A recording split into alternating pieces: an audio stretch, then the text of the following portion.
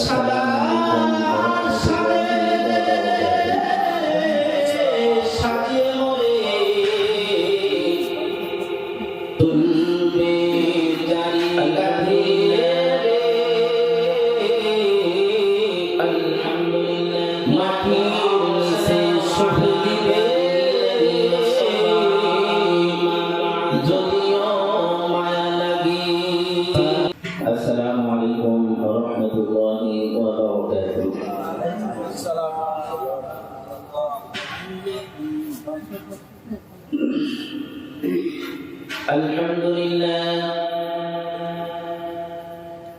আলহামদুলিল্লাহ ওয়া কাফা ওয়া সালামুন আলা ইবাদিহি আল্লাযীনা ইসতাফা আম্মা বা'দ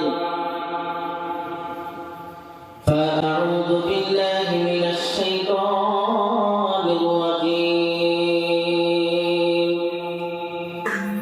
বিসমিল্লাহির রাহমানির রাহিম।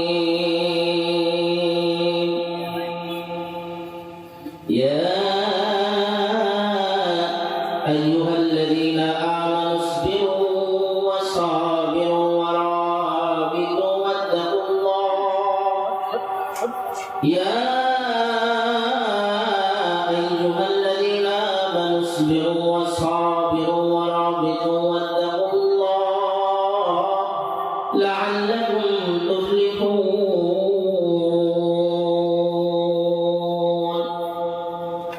فقال النبي صلى الله عليه وسلم سلما قطعا واعف عمن ظلمك واحسن إلى من أساء إليك.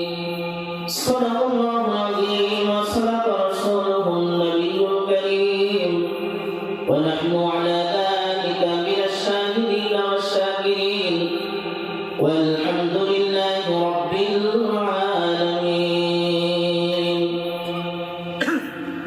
সকলে নামাজে দরুদ পড়ি, নামাজে যে দরুদটা পড়ি সেই দরুদটা পড়ি। আল্লাহুম্মা সাল্লি আলা মুহাম্মাদ ওয়া আলা আলি মুহাম্মাদ কামা সাল্লাইতা আলা ইব্রাহিম ওয়া আলা আলি ইব্রাহিম ইন্নাকা হামিদুম মাজিদ। اللهم بارك على محمد وعلى آل محمد كما باركت على إبراهيم وعلى آل إبراهيم إنك حميد مجيد. সদা সাজে সাজিয়ে মোরে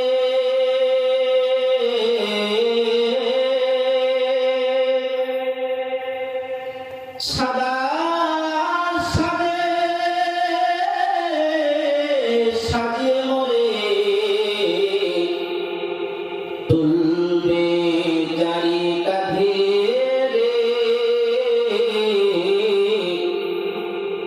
মাটির নিচে সঁপে দিবে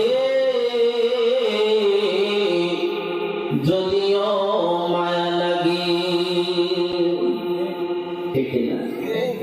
সাদা সাজে সাজিয়ে মোরে সাদা সাজে সাজিয়ে মোরে তুলবে চারি কাঁধে মাটির নিচে সঁপে দিবে যদিও মায়া লাগে। যতই তুমি গোপন ঘরে যতই তুমি সুপুত ভয়ে করো মদপান অপর থেকে দেখবে তোমায় সর্বশক্তিমান। অপর থেকে দেখবে তোমায় সর্বশক্তিমান। ঠিক না? আল্লাহ পাক আমাদেরকে গোপন ঘরেও গুনাহ করা থেকে পরহেজ করার তৌফিক দান করেন। পাথুকাল জামনগর কুঠিপাড়া জান্নাতুন নিসা মহিলা মাদ্রাসা এবং বালক শাখার উদ্যোগে আয়োজিত একদিন ব্যাপী তাফসীরুল কোরআন মাহফিলের ছোট সম্মানিত সভাপতি, আমার সামনে বসা বুড়া বাবারা, যুবক ভাইরা, পর্দার অন্তরালের মা ও বোনেরা, বিশ্ব প্রতিপালকের বিশ্ব দরবারে কালিমাতুর শুকর আদায় করছি যে দুনিয়ার চতুর্দিকে শুধু গুনাহের পরিবেশ, নেকি কামানোর পরিবেশ পাওয়া মুশকিল। কেউ বলেন ঠিক কিনা? শুধু গুনার পরিবেশ, যেখানেই যাবে, মাঠ ঘাট, চাষঘর, বাজার, এই সব পরিবেশ থেকে পরহেজ করে জান্নাতি পরিবেশে আসার তৌফিক দান করেছেন। যিনি আসার তৌফিক দান করেছেন, শুধু বলতে হয় এই জন্য না, সত্যিকার অর্থে মন থেকে সেই মালিকের জন্য বলি আলহামদুলিল্লাহ। সম্মানিত উপস্থিতি, আমি আপনাদের সামনে যেহেতু 30 মিনিট সময়, অল্প সময়ের মধ্যে 2-4টা কথা বলবো, আল্লাহ পাক যেন ইখলাসের সাথে দিলের দরদ নিয়ে কথা, সংক্ষিপ্ত কিছু কথা বলার তৌফিক দান করেন। আমরা সকলে বলি আমিন। সূরা আলে ইমরানের 209 আয়াত, একেবারে শেষ আয়াত আমি আপনাদের সামনে তেলাওয়াত করেছি। আয়াতের মধ্যে আল্লাহ তাআলা ধৈর্য ধারণ করার কথা আমাদেরকে বলেছেন। এভাবে লিখে বলেছেন, ইমানদার তুমি ধৈর্য ধারণ করো। কোথায়, কিভাবে? মুফাসসিরিনে কেরাম বলেন, আস-সাবরু আলা তাআত, যেখানে ইবাদত সেখানেই ধৈর্য, যেখানে ইবাদত সেখানেই ধৈর্য ধারণ করো। ধৈর্যের সাথে না করে কাম নেই। এই যে শীতকাল, ভোরটাকে রোজ করে নামাজ পড়লাম, মজুরা এক জায়গায় ভিজে নেই, আর নামাজের কোনো কাম আছে? সবই নষ্ট, সময় নষ্ট, নামাজ নষ্ট, রুকু নষ্ট, সিজদা নষ্ট, সব শেষ। অথচ অজুটা যদি ধৈর্যের সাথে একটু ঘষে ঘষে করতাম, পাটা বিশেষ করে, এবং শীতকাল, যদি কষ্ট করে যদি করতাম, তাহলে আমার নামাজটা কাজে লাগতো। এই জন্য ধৈর্যের সাথে ইবাদত, নামাজ, রোজা, হজ, যাকাত, যে কোনো ইবাদত করেন, আস-সাবরু আলা তাআত, যেখানে ইবাদত সেখানে কি ভাই? ধৈর্য। 2 নম্বরে হলো আস-সাবরু আলাল মা'সিয়াত, 2 নম্বরে হলো ধৈর্য ধারণ করতে হবে, যেখানেই গুনাহ সেখানেই ধৈর্য ধারণ করে মনকে ঘোরায় নিয়ে ওখান থেকে ঘোরায় নিতে হবে। ওই গুনাহ করা যাবে না, কারণ গুনাহ মিষ্টি জিনিস, লোভের জিনিস, করতে খুব মন চায়, মন টানে। এজন্য ওখানে খুব ধৈর্যের প্রয়োজন। ধৈর্য না আসলে আপনি পারবেন না। 3 নম্বর হলো আস-সাবরু আলাল মাসিবাত, 3 নম্বর হলো যেখানে মুসিবত সেখানে ধৈর্য ধারণ করতে হবে। নিজে অসুস্থ হোক, ছেলে হোক, মেয়ে হোক, বিবি হোক, ধৈর্যের সাথে আল্লাহ শুকরিয়া আদায় করতে হবে। ইসমে দিখায় হয়, এটার মধ্যে, এই মুসিবতের মধ্যে আল্লাহ তাআলা আমার ভালাই রেখেছেন বলে আল্লাহ তাআলা মুসিবত দিয়েছেন, এটা চিন্তা করতে। এক নম্বরে হলো আস-সাবরু আলা তাআত। আল্লাহ তাআলা বলেন, ইমানদার ধৈর্য ধারণ করো।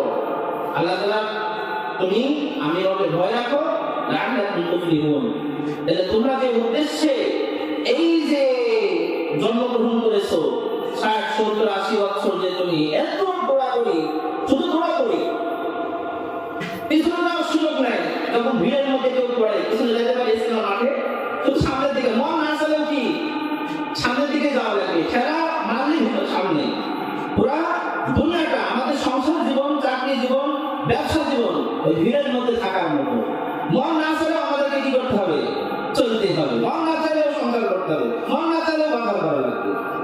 এই যে সবগুলো সার্থক হবে তখন যখন আমরা, আল্লাহ তাআলা আমাদেরকে পবিত্র করে বানাইছেন, এই পবিত্র অবস্থায় যদি আমি মৃত্যু পর্যন্ত থাকতে পারি, পবিত্র অবস্থায় যদি আমি আজরাইলের হাতে আমার নিজেকে সাপোর্ট করতে পারি, তবে আমি প্রকৃত সফল হব। কি বলেন, ঠিক কিনা?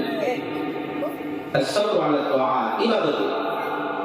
ধৈর্য নাই, ধৈর্য থাকলে তো কথায় কথায় স্বামী বিবিকে তালাক দেবো বলতে পারতো না। কি বলেন, ঠিক কিনা? কথায় কথায় স্ত্রী বলতে পারতো না তালাক দে, তোকে কি বলতো, এই ইত্যাদি। এই যে একটা নির্দিষ্ট কথা, কথায় কথায় একটু 19-20 হলেই কথায় কথায় তালাক দিতে যাওয়া, এটাও একটা নিকৃষ্ট স্বামীর খাসলত। কথায় কথায় তুচ্ছ কাজে তালাক চাওয়া, ডিভোর্স দিতে যাওয়া, এটাও একটা নিকৃষ্ট স্ত্রীর খাসলত। কথা বলেন ঠিক কিনা? ধৈর্য নাই, ধৈর্য নাই। আগের জামানায় এত তালাক ছিল না, এখন শুধু তালাক ডিভোর্স। আমি দেখলাম ভেবে 3-4টা কারণ, মূল কারণ। আগে ছিল না, এখন এত বেশি কেন? একটা হলো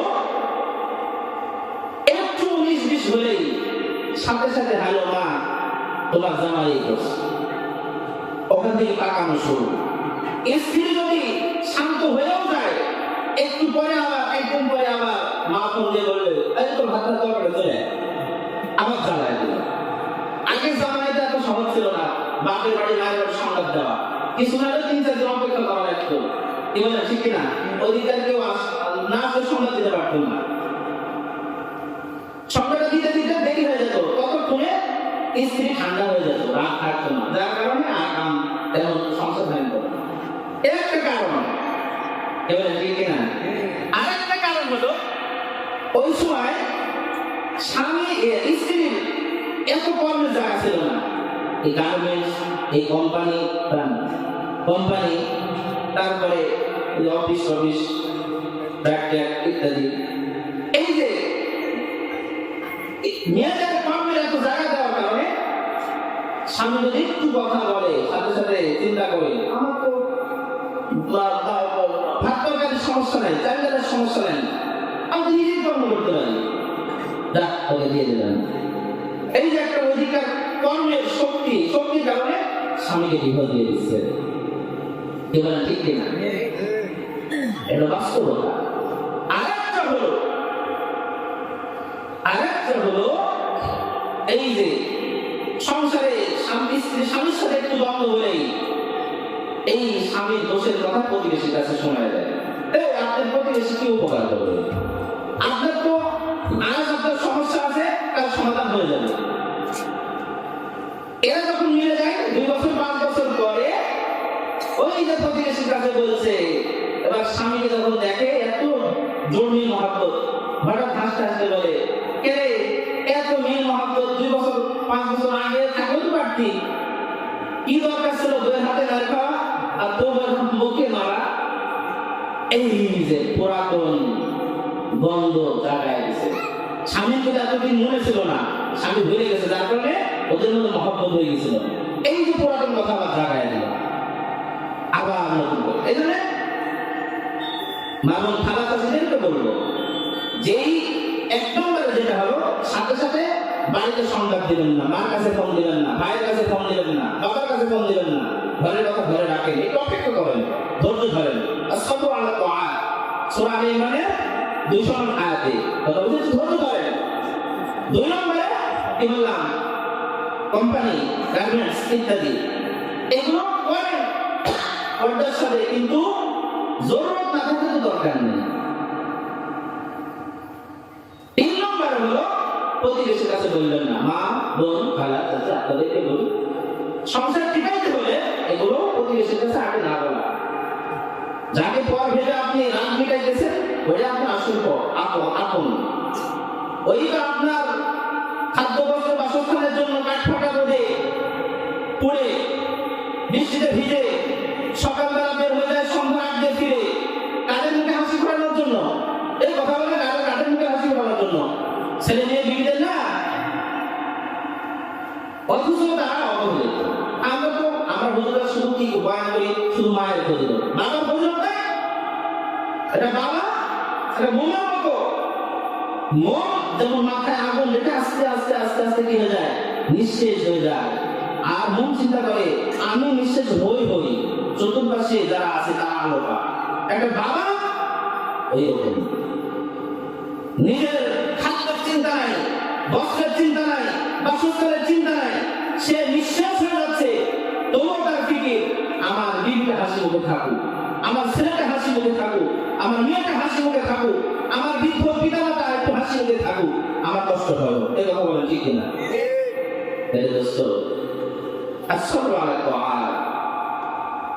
ইবাদতে কি লাগবে?